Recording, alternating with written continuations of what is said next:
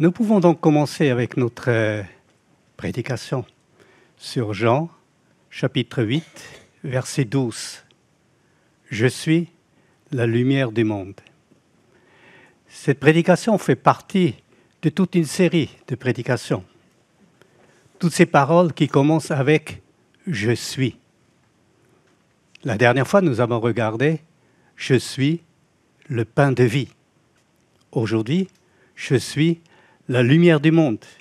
Plus tard, « Je suis la porte, le bon berger, la résurrection et la vie, le chemin, la vérité et la vie, puis le vrai cep ». Tout un programme où Jésus-Christ se révèle. En disant « Je suis », il dit, en quelque sorte, selon Exode chapitre 3, verset 14, « Je suis celui qui suis ». Il prend le nom de Dieu. Jésus est Dieu. Et donc, si on le regarde ainsi, on pourrait dire « Dieu, la lumière du monde ». Et c'est Jésus qui parle.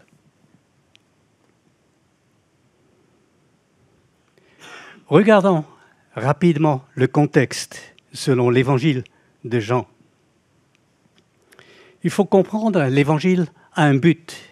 Nous le retrouvons vers la fin de l'évangile, mais ces choses qui ont été écrites afin que vous croyiez que Jésus est le Christ, le Fils de Dieu, et qu'en croyant, vous avez la vie en son nom. Rien d'étonnant que vous trouvez l'évangile de Jean souvent diffusé, répandu, pour que vous découvriez en la personne de Jésus le Sauveur, le Dieu incarné, comme nous l'avons déjà entendu. L'évangile selon Jean commence avec un prologue. Le prologue, en quelque sorte, contient déjà tout ce qui va venir dans les chapitres suivants. Il parle de Dieu, qui est la parole, la lumière, qui s'incarne dans la personne de Jésus-Christ, qui est rejeté, mais cru par quelques personnes et qui expérimente le salut. Dans les chapitres suivants, jusqu'au chapitre 12, nous avons Jésus qui se révèle, des personnes qui disent « Voilà, je crois ». Et à peine ont-ils exprimé qu'ils croient, ils l'ont déjà rejeté. Parce que les paroles de Jésus étaient trop exigeantes.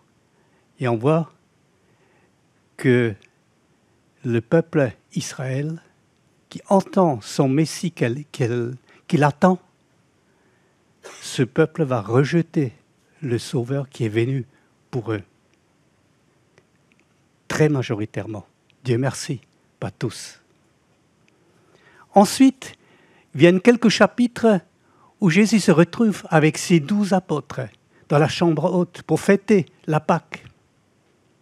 À vrai dire, je devrais dire, au départ, il était 12. Le traître, Judas Iscariote, les abandonne assez rapidement pour faire sa besogne, tandis que Jésus enseigne le reste de ses apôtres, ses disciples. Ensuite, à partir du verset 18, du chapitre 18, c'est Jésus qui est trahi, qui est rejeté, qui est condamné injustement, crucifié et enseveli.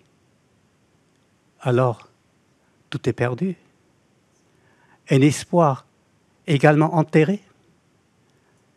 Pendant 3 jours, on aurait pu le croire. Pourtant, ensuite, la pierre est roulée devant la tombe, Jésus ressuscité apparaît à ses disciples, puis s'élève à la droite de Dieu. Ce triomphe, l'ascension de Jésus, n'est pas raconté dans l'Évangile selon Jean. Mais l'Évangile termine avec un épilogue. Il y a un pique-nique au bord du lac de Tibéria. Les disciples font une pêche miraculeuse. Elle les a tellement impressionnés qu'ils ont même noté le nombre de poissons. 153 gros poissons. Ils n'ont pas compté les petits. Et ils ont pris le pique-nique avec Jésus. Et Jésus a rétabli Pierre dans ses fonctions Pierre qui avait renié Jésus, qui avait dit « Non, non, non, je ne le connais pas ». Et 3 fois Jésus lui dit « Paie mes brebis ». Et il termine « Suis-moi ». Un appel qui s'adresse à chacun de nous. Un évangile très profond qu'on peut lire, relire et encore une fois lire et jamais cesser de relire. Regardons maintenant le contexte un peu plus proche de Jean 12, « Je suis la lumière du monde ». Cette parole est prononcée dans le contexte des fêtes des cabanes. Cette histoire se situe dans le chapitre 7 et 8. En principe, nous avons une première partie qui va jusqu'au chapitre 7 jusqu'au verset 39. Vient ensuite, en quelque sorte, une parenthèse, les gens qui se révoltent contre Jésus, plus l'histoire avec la femme adultère.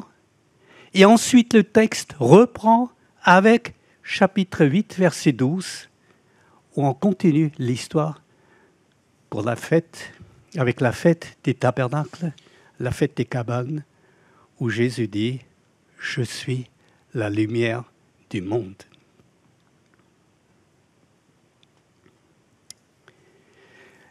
Que se passe-t-il lors de cette fête des cabanes? Je lis, « À l'heure du sacrifice quotidien, matin et soir, un sacrificateur allait puiser de l'eau au réservoir de Siloé avec une cruche d'or. À son retour au temple, il était reçu au son des trompettes. Et le peuple chantait « Vous puiserez de l'eau avec joie aux sources du salut ». Une citation de Ésaïe, chapitre 12, verset 3. L'eau de Siloé était mêlée au vin des libations, était répandue au pied de l'autel, tandis que les Lévites chantaient des psaumes en s'accompagnant de leurs instruments. L'eau s'écoulait dans la vallée du Cédron par une canalisation.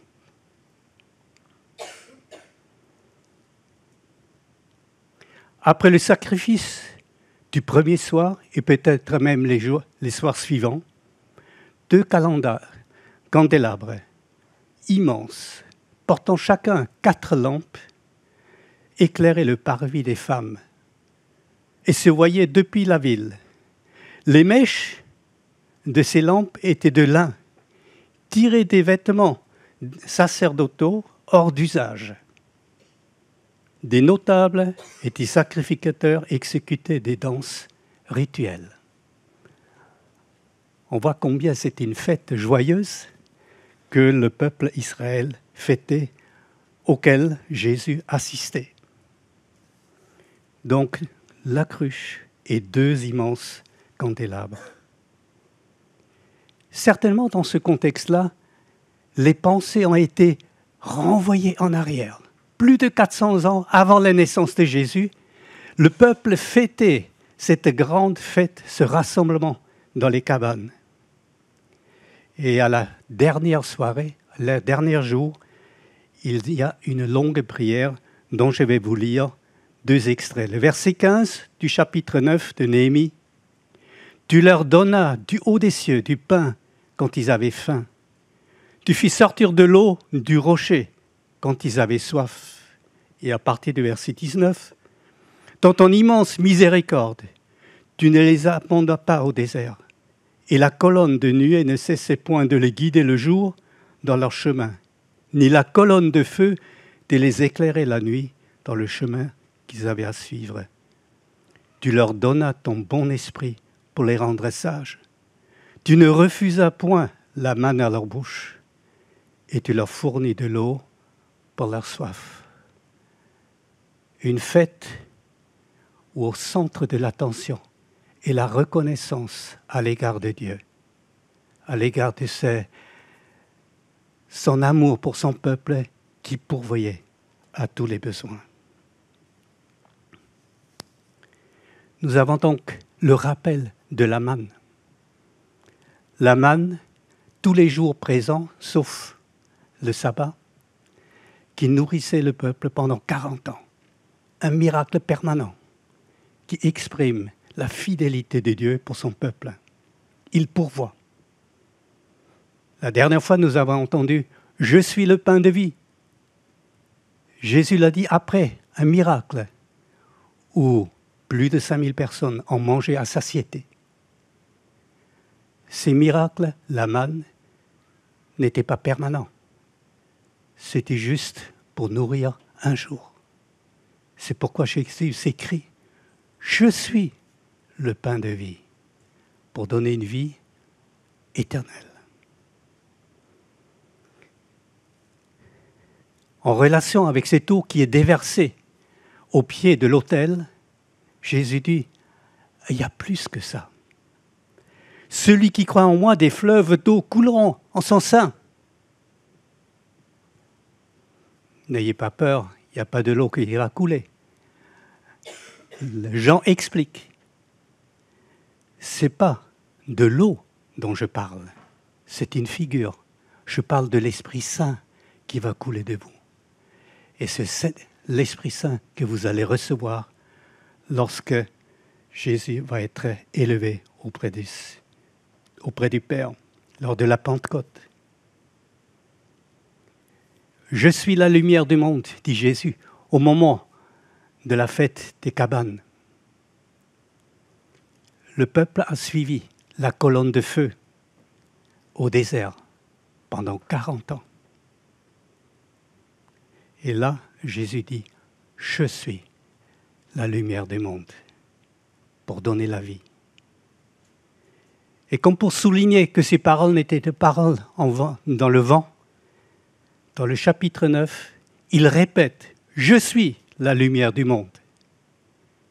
Et il guérit un homme né aveugle. Et la lumière envahit cet homme qui jusqu'alors a vécu dans les ténèbres. Voici donc le contexte.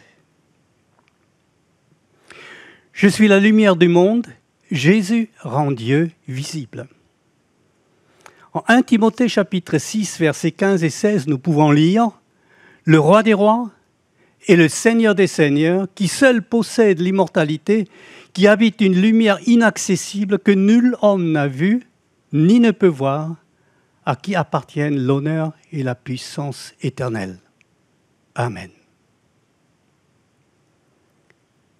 Nul ne peut voir Dieu. Il est inaccessible. Il est caché à nos yeux. Il est trop saint. Pensez à la manifestation de Dieu sur le mont Sinaï. Il y avait la fumée, il y avait les éclairs, il y a le tonnerre. Le peuple d'Israël était terrifié et ils étaient heureux de voir Moïse monter là-haut alors qu'eux, ils restaient en bonne sécurité, bien distancés de cette manifestation effrayante. Lorsque Moïse voudrait voir Dieu, Dieu l'a caché dans les rochers. Et lorsqu'il était passé, Moïse pouvait le voir par derrière. J'ai du mal à m'imaginer la scène, mais ça montre que la sainteté de Dieu, même pour un homme comme Moïse, était quelque chose qui était inaccessible. Lorsque la gloire de Dieu remplissait le tabernacle ou le temple, nul ne pouvait pénétrer dans le temple. Il fallait attendre que la gloire de Dieu se retire pour que l'être humain puisse de nouveau être présent. Dieu est trop saint, trop glorieux pour qu'on puisse s'approcher de lui. Et lorsqu'Ésaïe, dans une vision, voit Dieu assis sur le trône, je ne sais pas jusqu'où il a vu Dieu, peut-être seulement le pan de sa robe, mais il était terrifié. Malheur à moi, je suis perdu. Et c'est un séraphin qui allait prendre du charbon, toucher ses lèvres pour effacer le péché, pour le rendre accès digne pour la présence de Dieu. Et dans le Nouveau Testament, on trouve une citation de Deutéronome 4, 24, en Hébreu 12, 29. Dieu est un feu dévorant. Ce sont des paroles effrayantes d'un Dieu distant, d'un Dieu tout-puissant, d'un Dieu que l'être humain doit craindre. Alors là, notre évangile, selon Jean, apporte du baume. Dans l'introduction, dans le prologue que nous avons lu, cette lumière, c'est-à-dire la parole, Dieu lui-même, était la véritable lumière qui, en venant dans le monde, éclaire tout homme. C'est Dieu qui s'approche de l'être humain. Et nous lisons dans le chapitre 1er, verset 14 de Jean, « Et la parole a été faite chair, elle a habité parmi nous, plein de grâce et de vérité. Et nous avons contemplé sa gloire, une gloire comme la gloire du Fils unique venu du Père. » Et puis au verset 18, « Personne n'a jamais vu Dieu. » C'est ce que nous avons déjà bien compris. Le Fils unique, qui est dans le sein du Père, est celui qui l'a fait connaître. En regardant Jésus, nous voyons le Père. Certes, aucun de nous n'a vu Jésus de ses propres yeux. Nous avons ces images dans notre tête quand nous pensons à Jésus. Pour les plus âgés, c'est le film de Jésus. Vous avez la tête de ce Jésus devant vous. Pour les plus jeunes ou moins âgés, vous avez la tête de ce Chosen devant vos yeux, une caricature médiocre, honteuse de la personne de Jésus. Vous avez dans la parole de Dieu un Dieu magnifique. Lisez cette parole, découvrez combien ce Dieu est grand et merveilleux, sans tous les rajouts que les êtres humains peuvent faire. Et c'est ainsi que nous trouvons donc cette parole de Jésus. Je suis la lumière du monde. Jésus, véritable Dieu, la lumière du monde. Celui qui me suit ne marchera pas dans les ténèbres, mais il aura la lumière de la vie. Quelle promesse magnifique. Ce qui est beaucoup plus étonnant, c'est que malgré cette révélation de Dieu, ce n'est pas la foule qui crie « Alléluia », mais il y a beaucoup de monde qui rejette cette révélation. Nous avons vu durant le prologue, le monde ne l'a point connu et les siens ne l'ont point reçu. Terrible constat, alors qu'il est venu pour toutes ces personnes. Dans le chapitre 3, versets 18 à 20, nous lisons « Mais celui qui ne croit pas est déjà jugé parce qu'il n'a pas cru au nom du Fils unique de Dieu. Et ce jugement, c'est que la lumière étant venue dans le monde, les hommes ont préféré les ténèbres à la lumière, parce que leurs œuvres étaient mauvaises. Car quiconque fait le mal est la lumière, et ne vient point à la lumière, de peur que ses œuvres ne soient dévoilées. » C'est une parole assez dure. Est-ce que toute personne qui n'accepte pas Jésus est forcément mauvais, un gros pécheur? Selon les mesures humaines, certainement pas. Mais si la créature rejette son Créateur, n'est-ce pas là le péché le plus grave qui soit? Toute chose qu'il fabrique, qu'il produit par ses propres efforts, n'est-ce pas là pour se glorifier soi-même, pour dire « Regardez, ce dont je suis capable ». Et au lieu de donner la gloire et l'honneur au Créateur, on se couvre de sa propre gloire pour dire « Voilà ce dont je suis capable ». Jean 3, versets 18 à 20, dit « c'est une erreur fondamentale. Vous restez sous le jugement de Dieu. Un peu plus loin, dans le chapitre 5, versets 35 à 40, nous lisons « Jean était la lampe qui brille et qui luit, et vous avez voulu vous réjouir une heure à sa lumière. » Ça montre déjà cette volonté éphémère de se laisser bousculer dans sa vie. Et Jésus continue « Moi, j'ai un témoignage plus grand que celui de Jean. Il n'est pas simplement une lampe, il a les lumières lui-même. Car les œuvres que le Père m'a donné d'accomplir, ces œuvres mêmes que je fais, témoignent de moi que c'est le Père qui m'a envoyé. Et le Père qui m'a envoyé a rendu lui-même témoignage de moi. Vous n'avez jamais entendu sa voix. Vous n'avez point vu sa face. Et sa parole ne demeure point en vous parce que vous ne croyez pas à celui qui l'a envoyé. Vous sondez les Écritures parce que vous pensez avoir en elles la vie éternelle. Ce sont elles qui rendent témoignage de moi. Et vous ne voulez pas venir à moi pour avoir la vie. Terrible constat que Jésus dit vis-à-vis de la foule qui l'écoute, vis-à-vis des chefs religieux. Ils le rejettent. Ils ne veulent pas de Jésus. Ils veulent bien l'Ancien Testament pour le lire, pour se revêtir de connaissances, mais pas le Messie, pas le Sauveur. Lorsque l'apôtre Paul reçoit la mission d'aller évangéliser le monde, Jésus lui dit, il faut qu'il cherche les personnes qui sont dans les ténèbres, ceux qui sont sous la puissance de Satan, pour montrer combien la transformation est profonde. Et l'apôtre Paul, en Romains chapitre 1er, dit « Toute personne qui ne glorifie pas Dieu, qui ne rend pas grâce à Dieu, est dans l'égarement. Elle ne comprend pas ce qu'elle fait. »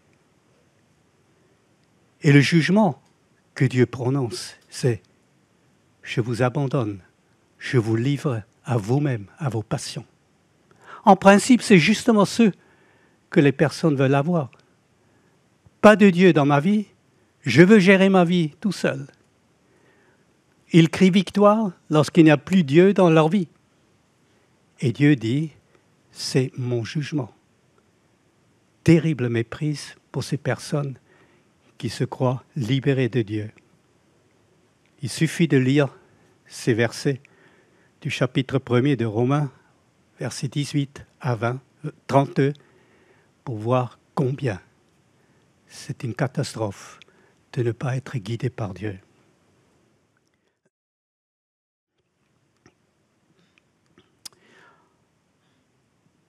Lorsque l'apôtre Paul s'adresse aux Éphésiens, il leur dit « Vous étiez morts par vos offenses et par vos péchés, dans lesquels vous marchiez autrefois selon le train de ce monde, selon le prince de la puissance de l'air, de l'esprit qui agit maintenant dans les fils de la rébellion. Nous tous aussi, nous étions de leur nombre, et nous vivions autrefois selon les convoitises de notre chair, accomplissant les volontés de la chair et de nos pensées. Et nous étions par nature des enfants de colère comme les autres. » C'est le constat de l'apôtre Paul. Il interpelle tout d'abord les Éphésiens, puis il s'inclut. « J'étais comme vous, perdu. » Une personne qui rejetait Dieu, qui vivait dans la rébellion. Ces paroles sont effrayantes, sont là pour nous secouer, pour nous ouvrir les yeux et dire « Zut, il y a quelque chose qui cloche. » Dieu merci, on ne doit pas rester là. Nous pouvons aller plus loin. Je suis la lumière du monde, il faut le recevoir. Il faut recevoir cette lumière, il faut recevoir Jésus. C'est Jésus qui dit « Je suis la lumière du monde, celui qui me suit ne marchera pas dans les ténèbres, mais il aura la lumière de la vie. » Il y a quelque part cette image du peuple Israël qui suit la colonne de feu la colonne de fumée, et qui est ainsi capable de traverser le désert pendant 40 ans. Jésus est celui qui précède, qui donne la lumière. Et probablement, faut-il aussi lire, il aura la lumière de la vie, il aura la vie éternelle, celui qui suit Jésus. Nous avons lu dans le prologue, mais à tous ceux qui l'ont reçu, à ceux qui croient en son nom, elle a donné le pouvoir de devenir enfants de Dieu, lesquels sont nés non du sang, ni de la volonté de la chair, ni de la volonté de l'homme, mais de Dieu. Jean 12, 1, 12 à 13. Recevoir Jésus est donc égal à croire en son nom, croire en Jésus, en la lumière, en la parole, pour devenir enfant de Dieu. Et le texte nous dit, ce n'est pas quelque chose de charnel, quelque chose de humain qui se passe. Non, c'est une naissance dont Dieu est à l'œuvre. Et on se demande, qu'est-ce qui intervient le premier ? Et c'est la nouvelle naissance qui intervient en premier. Puis ensuite, on peut recevoir et croire en Jésus. Et c'est ensemble, en quelque sorte, comment un être humain qui est spirituellement mort peut-il devenir vivant et reconnaître Dieu? Ne faut-il pas d'abord que Dieu le transforme?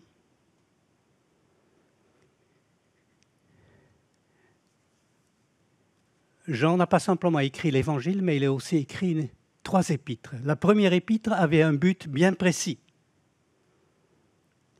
Il a écrit « Je vous ai écrit ces choses afin que vous sachiez que vous avez la vie éternelle, vous qui croyez au nom du Fils de Dieu. » Vous voyez, l'Évangile, c'était pour qu'on vienne à Jésus, qu'on le reconnaisse comme Sauveur et Seigneur, le Christ, le Dieu incarné.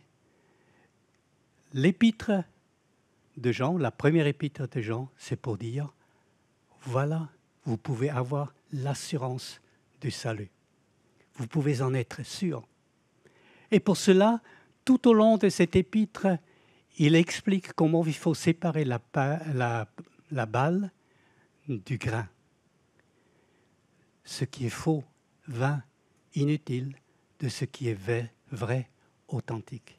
Et ce texte que nous avons ici devant nous, de 1 Jean, chapitre 1er, versets 5 à 7, nous dit « La nouvelle que nous avons apprise de lui et que nous vous annonçons, c'est que Dieu est lumière et qu'il n'y a point en lui des ténèbres.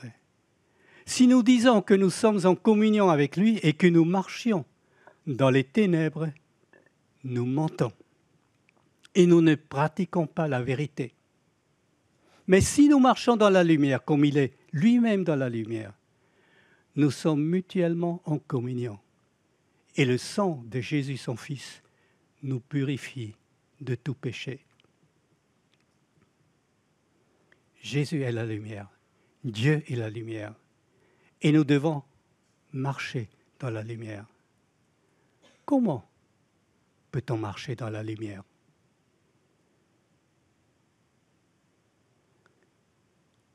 Suivre l'exemple de Jésus. Benjamin nous a parlé de Philippiens chapitre 2, versets 6 à 10. On aurait pu ajouter le verset 11. Mais ce texte excellent qui nous montrait ce Jésus qui a quitté la gloire pour s'humilier, pour servir, pour être élevé, et toute langue confessera un jour que Jésus est le Christ, le Sauveur, le Messie. Marcher dans la lumière, ça veut dire prendre Jésus comme exemple. Les évangiles sont pleins d'exemples. Les épîtres sont pleins d'exhortations pour marcher dans la vérité. Détrompez-vous. Si vous continuez votre vie comme les gens autour de vous, ne vous appelez jamais chrétien ou enfant de Dieu. Vous ne l'êtes pas. Jésus demande que nous marchions dans la lumière, que nous ressemblons à Jésus. C'est ainsi que nous sommes en communion avec Jésus, avec Dieu, et entre frères et sœurs qui marchent en communion avec Jésus. Et la fin de cette citation, je la trouve extraordinaire. Et le sang de Jésus, son Fils, nous purifie de tout péché. Suivre Jésus, marcher dans la lumière ne veut pas dire ne pas commettre de péché. La suite de la citation nous le dit. Mais en suivant Jésus, c'est son sang qui nous purifie, qui nous lave, qui nous rend capables de rester, de continuer dans la communion avec le Père, avec le Fils, avec nos frères et sœurs en Christ.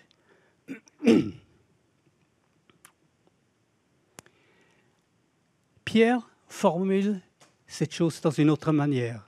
Vous, au contraire, vous êtes une race élue, un sacerdoce royal, une nation sainte, un peuple acquis, afin que vous annonciez les vertus de celui qui vous a appelé des ténèbres à son admirable lumière. Il insiste, c'est Dieu, c'est Jésus qui a fait un choix. Il vous a sorti de ce monde pour en former une nouvelle race, un sacerdoce royal, une nation qui lui est entièrement consacrée, un peuple qui lui appartient. Et ce peuple n'est pas là tout simplement pour se réjouir de tous ses acquis, il est là pour témoigner et confesser ce que Jésus a fait, ce que Dieu a fait. Ils sont les ambassadeurs de Dieu, ses missionnaires, ses évangélistes, ses témoins, ces personnes qui racontent ce qui a rempli leur cœur. Ils ne ressemblent pas à la mer morte, mais au lac des Tibériades. Le lac des Tibériades, plein de poissons. La mer morte, pas de vie. Voici donc à quoi Dieu, Jésus, nous a destinés. Il a la lumière, nous l'avons reçue, nous en rendons témoignage. Pour conclure, la parole a été faite chair. Elle a habité parmi nous plein de grâce et de vérité. Et nous avons contemplé sa gloire, une gloire comme la gloire du Fils unique venu du Père. Nous avons vu cette lumière. Cette lumière a inondé notre cœur. Personne n'a jamais vu Dieu. Le Fils unique qui est dans le sein du Père, c'est celui qui l'a fait connaître. Et c'est en Jésus-Christ nous sommes comblés, débordants. Nous avons un sens à notre vie. Nous sommes devenus riches en Dieu. Et lorsque nous serons un jour auprès de Dieu, lorsque la Jérusalem sainte sera descendue et nous y serons, il y a des choses étonnantes qui s'y passent. Apocalypse 21, versets 22 et 23. « Je n'ai vu point de temple dans la ville, car le Seigneur Dieu Tout-Puissant est son temple, ainsi que l'agneau. La ville n'a besoin ni du soleil ni de la lune pour l'éclairer, car la gloire de Dieu l'éclaire et l'agneau est son flambeau. » Aujourd'hui, nous goûtons à cette lumière. Dans l'éternité, nous sommes inondés de cette lumière. C'est notre chez nous pour toute l'éternité. Amen.